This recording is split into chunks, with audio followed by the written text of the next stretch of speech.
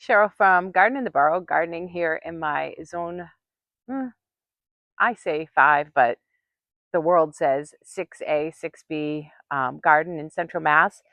And I was out doing some garden chores today, so I thought I'd start the camera and talk about what's been going on in the garden this week. We had um, some really beneficial rain, and so everything's looking, better than it usually does at this time of year. So what I'm doing right now is a chore that I despise, and I am clearly not even wearing the right gear for it, and that's deadheading this rambling rose. And this thing is thorny as heck. And when it's done, it doesn't clean its petals, and it looks like a brown, disgusting mess. So I come out here um, and deadhead it, and probably over the course of a couple days, because seriously, there's quite a number of flower clusters that need to come off of this, and it's just boring garden grunt work. So I've been doing all sorts of stuff out in the garden, and after I'm done doing some of this, I'm gonna walk over to where I completed a little project, and I've been working on some other stuff in the front. So we had 2 big hollies out front that have been falling victim to what I believe is drought stress. And drought stress is interesting in plants, the way that they respond. And something like a perennial that gets drought stress, you'll see immediately, because the leaves will wilt and flag because they're not getting enough water to uphold the rigidity in the stems, and they'll flag. And then, toward the end of the day, a lot of times they'll, pop back up when the nighttime temperatures and the dew sort of lets them send that water back up into their stems. But evergreens like these hollies, they're blue prince and princess, I think, react a little bit differently. But they have been there in that front garden for going on, I don't know, it's got to be maybe 25 years for the one near the front door. And they're growing in sand and gravel just like everything else here. And they've been trucking along, and the holly has been getting, the one underneath the window that I'm going to go talk about when I'm over there, has been um, starting to look a little bit, uh, I guess, ragged, even though it's always been growing and sending out new growth. And you know for all intents and purposes, if you looked at it, you wouldn't have been alarmed. But then I noticed last year, and I did a little video when I was working out in the garden, and I'll link it here, that the video nearest to my mudroom door, the holly nearest my mudroom door had gotten scale. And so I was trying to treat it, and I was spraying hort oil on it, and that thing was a monstrosity, and it was way too big for the space it was in. Over time, it had gotten much too large for the space that it was growing in. So I treated it. There's a bumblebee fight going on right underneath my feet. That's why I froze. um, so, anyways, I treated it with hort oil for a while, and then this spring, I just decided it was too big for this space. It just needed to come out. I just bit the bullet. I went out, I dug it out, I replaced the entire soil bed in there. It's not a very big space. And I just dug it all out, put all fresh soil in there, and I replanted. And I'll show you what I replanted when I go out front. But then I was looking at the holly that was nearest the other door, and discovered that that one is also covered in scale. And the funny thing about drought with insects that have sucking mouth parts like scales and not necessarily leaf chewers is that they love a plant that's under drought stress, because everything is very concentrated. And I think about it like when I was young in the 1970s, there was this drink mix called Zarex that it was like thick goop, and it was cheap. And 1970s parents bought it and used it like Kool-Aid. You added water, and then you could give the whole neighborhood, some sort of a sweet drink for next to nothing. But the goop, that concentrate, was just disgusting. How it was just thick, goopy, disgusting syrup. And that's kind of what happens when a plant is under drought stress, because it doesn't have a lot of water going up into its leaves. All of the nutrients are very concentrated. So a sucking insect like a scale is getting a lot of bang for its buck when it's on a plant, because it doesn't have to deal with the extra water or anything. It's just getting nutrient concentrate. And so I went to look at this holly, and when I tell you this thing was covered in scale, and I'll insert some pictures here of what the bottoms of it looked like, I was horrified. But if you looked at the plant just in general, it didn't look that sad. So anyway, I gave it a massive haircut, and there is now a contractor bag full of holly in my garage waiting to go out with the trash, because you can't compost anything that has any sort of pest or disease like that that could get into your compost and then affect other plants. So there's this massive trash bag of holly that I cut off.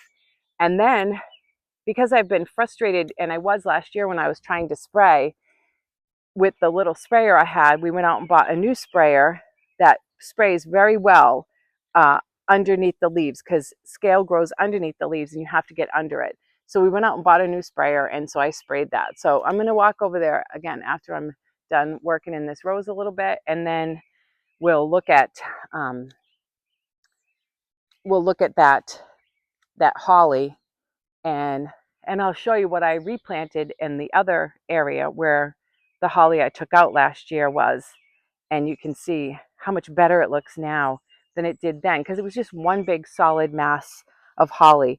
The thing about an old garden, and this I'm calling this an old garden, this is a almost 30-year-old in parts garden, is that stuff just doesn't look good after a long period of time. Things that have been pruned a lot tend to lose their natural shape. Things that are growing in tough conditions, like everything here is, because it's sandy soil, tend to look pretty icky. And so a lot of it needs to be revitalized. And that's what's been going on here for, I'm going to say, the past 3 or 4 years. Gardens have been completely ripped out, replanted, started over. Lots of new things have been introduced into the garden, because there's new plant breeding and things like roses, where I can now get so many that are disease resistant. Unlike this is a rose that's special to me because it came from my grandmother's garden, but it's a once blooming and it's not disease resistant. It is getting black spot. It will look pretty nasty by the end of the season if I don't maintain it and come in here all the time to deal with the black spot and again, the flowers. And it's a once bloomer. But now that there's all sorts of new plants, I can replant all sorts of fun things that I couldn't when I originally planted the garden. So anyway, I'm going to work on this for a little bit, and then we'll go out front and look at that holly and the other holly and those gardens that I replanted.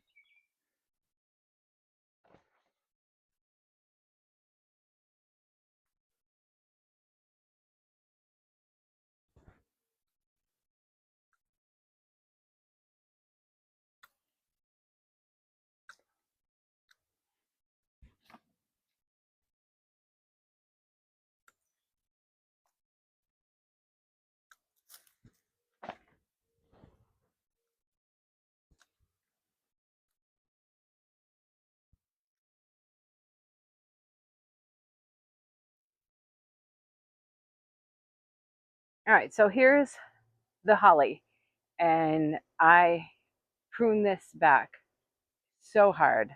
I'll show you the amount of waste we have out in the garage from it.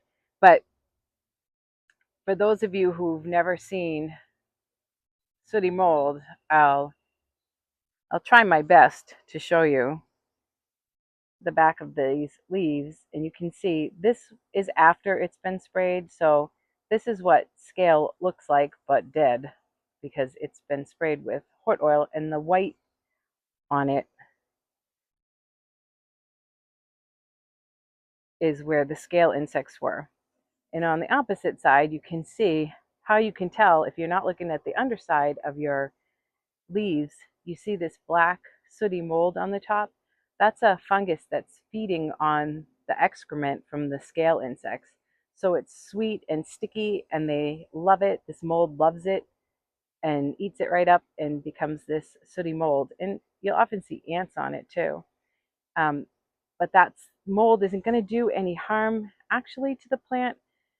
The problem with the mold is if you can see on any of the leaves how much of the leaf surface it's covering, it's blocking photosynthesis. So it's keeping the plant from eating. So another stressor on top of the stressor it already had, which was all this scale insect that was on the back.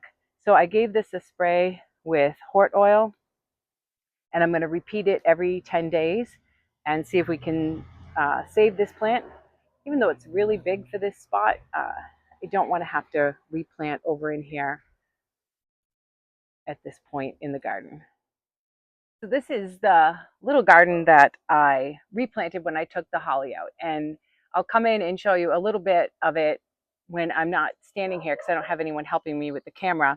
And I'm going to read you the information on this um, shrub that's right underneath me, which is a new one to me, which it's prostrate Japanese plum yew or Cephalotaxis harringtonia prostrata.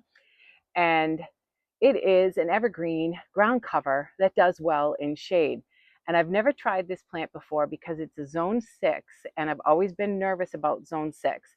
But the funny thing about this garden is how much snow cover it gets in the wintertime. It's right adjacent to our main walkway into the house and there's a garage right next to it. So the only place for the snow to go is this way. So by the end of the season, the snow over here is up above neck level for me.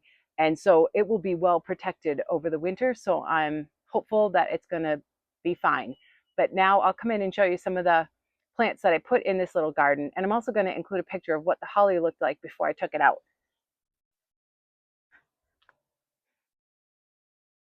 All right, let's take a closer look at this plant, which I think could be a problem solver for a number of different areas because of its tolerance for shade, and it's touted to be drought tolerant after it's gotten itself acclimated a couple of years in the soil and slow growing. So the new growth is clearly much lighter, but the older needles, this beautiful dark shade of green, and it's mounding and spreading. So over time, this is, according to the tag and everything I read about it on Missouri Botanical Garden and the North Carolina Plant Toolbox, is that over time it will just form this low mounding spreading ground cover. This garden is in shade almost all day long. It gets some bright afternoon sun when the sun is setting, but only for a few minutes. And this plant has been in the ground since early springtime and is thriving here. And I added in, the only plants I bought were the two prostrate Japanese plum yews and this Dream Queen hosta. The astilbe were divisions from other areas of the garden, and there's a couple of them. And the rest of the hosta were all divisions from other places in the garden. And this planter I had, and I just put some sun patience in it for now. Oh, I just hit my mic and I'm sorry. This clematis, this is a 12 Violette, another fantastic clematis for shadier conditions. And this actually used to be, I'm going to pan you over, you can see the window box right in between the corner board of the porch and that drain pipe is where this clematis was planted in the ground, right way back in here, almost where that hosta was. And it was growing up through the holly that was here. So it was coming from back there and draping all through the holly, which was at least as tall as this structure that's in the garden right now, maybe taller. So it filled out this whole area, and you can see to the side where the arborvitae, you can see the back of it now, and I'm going to prune that up a little bit because the holly was filling out that whole section. The thing was massive. And so now it's gone, and I think this garden is so sweet. I'm going to let the hosta fill out a little bit. I'm going to see how much growth we get on this yew, but already I'm very encouraged. Look at that. So I might not need to add any more plants in here, but we'll see. And if I do, it will be absolutely divisions from the garden. This window box I changed up considerably this year too. I always grow a bunch of different flowering plants in here. And this year I went with just heuchera. I'm not sure if this is a heuchera or heucherella, and bacoba, which isn't even blooming now. But I just like the simplicity of it. And I haven't had to worry about deadheading or fertilizing or maintaining or doing anything to this window box this year. They've had a lot of other stuff going on. So I'm pretty happy with the ease of that. Um, I can only guess. I think that hosta might be guacamole, and I have no idea what the other ones are. I don't keep labels on my hostas. And the clematis has not bloomed yet this year, but I think that's probably just a reaction to having been transplanted, but it's doing very, very well. It just needs to get acclimated, and I'm sure next year it will be great. Okay, so that's what's been going on out front with the holly and the scale that we've been dealing with since last summer. It's the beginning of hydrangea time here, although these have been going for a couple of weeks, or these have the smooth hydrangea, not the firelight. But I wanted to just share two like exciting things to me as a gardener that are going on in here. And one is that this smooth hydrangea, which was cuttings I got from a friend a long, long, long time ago, and I always assumed that they were Annabelle, hydrangea arborescens, Annabelle. Uh, I think she might have told me that, but they're not a newer cultivar. But the flower clusters on it this year are averaging 10 to 12 inches across. That one right there is 12 inches. And there are others in there that are also massive. This is the biggest flower clusters I've ever had on this hydrangea.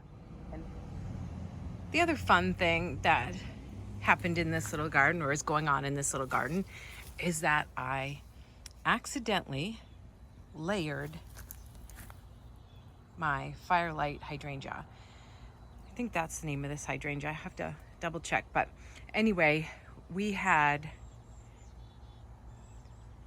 put all of this wood chip down, and we had, I'm going to pan over and you'll see, and it's, I mean, this is, you got to be honest, some parts of the garden, good, bad, and the ugly, you got to show it all. So this whole side of our street had these willows, and there's one of them. You're looking at that really tall willow behind the basketball net, and that there was an entire, they ran the length of our property from here all the way out back, and we had 15 of them taken down. You can see there's a stump right there, and we're in the process of replacing them with shrubs, which are all really too small to be doing anything right now. But anyway, those 15 willows gave us 15 or maybe even 18 yards of wood chip, and we were out and we were just spreading it. And really, I was very lazy about it. I was just pitching it by handfuls into gardens and dumping buckets and not really paying attention. And I layered this shrub. So these layers are actually coming from, there's one, there's a layer right there. And you can see, let's see if I can get this. There's the branch that got buried, and there's a layer here, and there's two there. So I'm gonna let them grow on for about, another maybe year or two, and then I'll cut them from their roots and move them. They're already well rooted in. I did check underneath the mulch, and so I'll have more. I actually could leave one of them here, because this shrub isn't going to get much wider than it is. So I could leave one and move one. So exciting things there.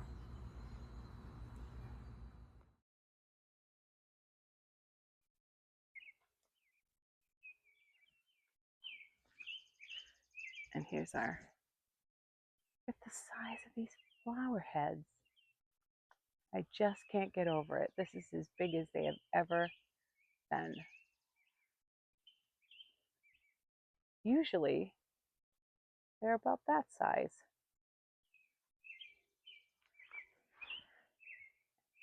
And if I break that off,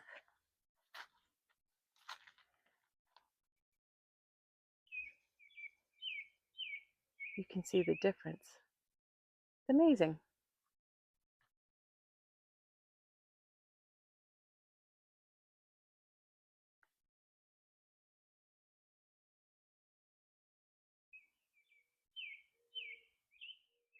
You can stop for a second and look at Clematis Catherine Clan William, which is opening. And I showed this in my last video because it's the clematis that didn't want to grow up on the arbor. So it's just growing on a piece of twine.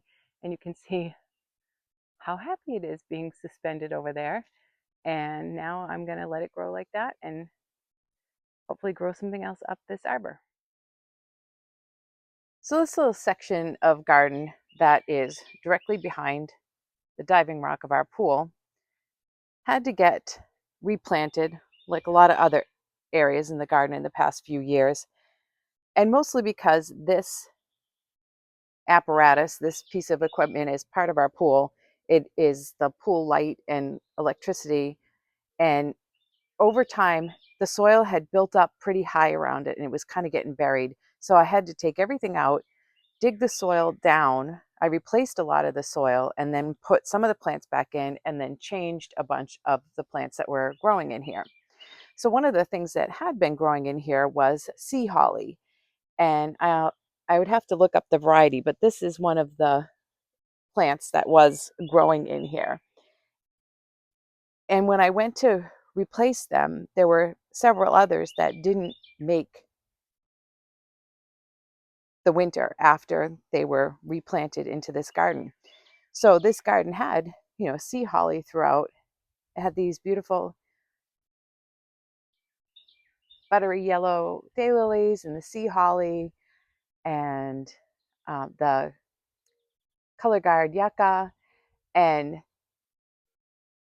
the yucca came back. Some of it did. Some of it looks pretty awful. The daylilies obviously did fine, but the sea holly didn't come back. So I was at Lowe's and they had these sea holly. I think this is called like blue glitter or something was the variety. And they had all these plants and they weren't looking all that great. And they were $5. And so I bought 5 of them. And so what I've been doing, and you'll notice that that stem has been cut, that one not yet. As they've been going to seed, I've been cutting off the tops and the seed heads and just sprinkling them through the garden. So later on, I'll be able to come out probably today and cut that one off. And some of the seed I'm saving and I'll spread it in other gardens too. But like I said, I bought 5 of them. There's another one in there. So hopefully these original plants will live and then the seed will spread through the garden and I'll get my sea holly back here. There's another one that I've already completely cut down and spread all the seed of. So for 25 bucks, that's not bad. A couple of other fun things in this little garden are, this is Salvia black and blue. And this plant I dug up, it was growing here last year. It's not hardy here. And I dug it up and just put it in a nursery pot and put it in my basement along with another one. So I saved 2. There were 4, but I only saved 2. And over the winter, I just like watered them maybe once a month or just felt the soil. And if it was really dry, I watered it. And they overwintered in my basement with very little water, very little light. And they were straggling and I cut them back and put them out. And now they're starting to bloom. There's also some Asiatic lilies in this garden. And I don't know the names of these 2. And I grow a bunch of them. A lot of them were gift plants. So I don't even know the names. But also there's such a flash in the pan here. They literally bloom maybe a week or 2, maybe not even that long. But they don't take up a lot of space, so I don't mind leaving them here. And I have some interspersed in almost every garden, and they just sort of pop up and then they disappear. They're so fleeting, but they are pretty. when they're blooming. I especially like that one, the maroon colored one. So that's what's fun going on in this garden, and chrysanthemum about to bloom, which is kind of fun too. So hopefully we're going to get the sea holly back in here. And this honeysuckle was a new planting this year. There wasn't a trellis over in here before, and I wanted to put one as an accent to match the one on the other side. And I'll pan over so you can see it. So I added that honeysuckle. So that hasn't been here that long. There is a lot of honeysuckle in this garden. Over here is a massive, massive stand of the variegated Harlequin honeysuckle. And it has rooted itself. It's in the back of the garden, the front of the garden, and it grows up into these two azalea bushes that are on the side. And I actually have that planted. I took a division of that, and it is over right where that pedestal is in the back. So we'll have to add another trellis to that probably next year. The other fun thing that's going on in this garden is the Nicotiana that I started from seed is starting to bloom. And this is Bella, just starting to open. This is the first I grew from seed 3 different varieties, and they're all in the gardens except this. I had a few extra plants. I tucked them into this container, and obviously they're getting more water and fertilizer than the ones in the ground, so I think that's why they're blooming first. But there's plenty of plants to come out in the garden. There's another different variety of yucca. I don't remember the name of that one. And the ground cover in this garden is an artemisia called lemon and lime, which does great where the soil is really poor over here. But anyway, that's what's been going on over here, trying to get the sea holly back by spreading the seeds. And hopefully by next year, we'll have accomplished that. I'm also going to save seed from this particular Dara plant because of how dark it is. There's always a lot of variation in this plant as far as how white, pink, or burgundy they are. And this one is exceptionally dark. So I'm going to save some seed from that one. All right, on to whatever's next. I don't even know where I'm going next, but let's go there.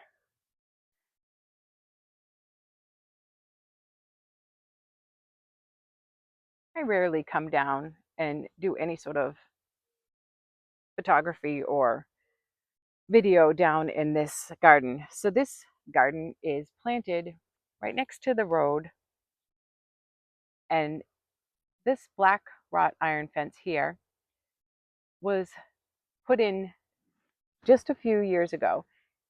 And it was put in because our original fence, which is in front of us now, right against the road, and the fence is for our dogs. We have corgi dogs. We've always had corgi dogs. And we have a reactive corgi that needed to be backed up further away from dog walkers and cars and everything else that makes him reactive. So we put in this black wrought iron fence, and it sort of cordons off this area of the garden.